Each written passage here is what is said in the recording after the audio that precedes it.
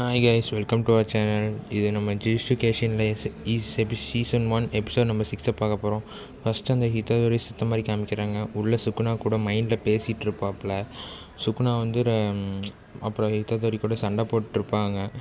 அதுக்கப்புறம் ஹிதாதோரி வந்து தோக்கிற நிலைமைக்கு போனோடனே நான் உன்னையோட சத்தியம் வாங்கிடுவேன் அப்படின்னு சுகுணா சொல்லுவான். அப்புறம் சுகுணா சொல்லுவான், நீ உயிரோடு வரணுன்னா 2 கண்டிஷன் இருக்குது. நான் வந்து உன்னை டிஸ்டர்ப் பண்ண மாட்டேன், ஆனால் ஒரு நிமிஷம் நீ விட்டுறணும், நீ கட்டுப்படுத்தக்கூடாதுன்னுமா.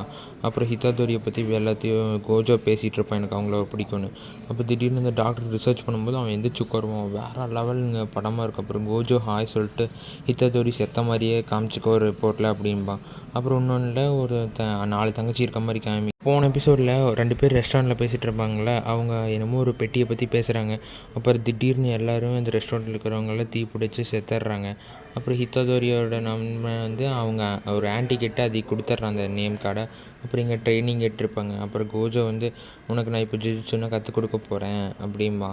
ஃபஸ்ட்டு வந்து என்னென்னமோ சொல்லுவான், திறனே ஆற்றலுமா. அது நம்ம மண்டைக்கும் விளங்கலை, ஹிதாதோரி மண்டைக்கும் விளங்கலை.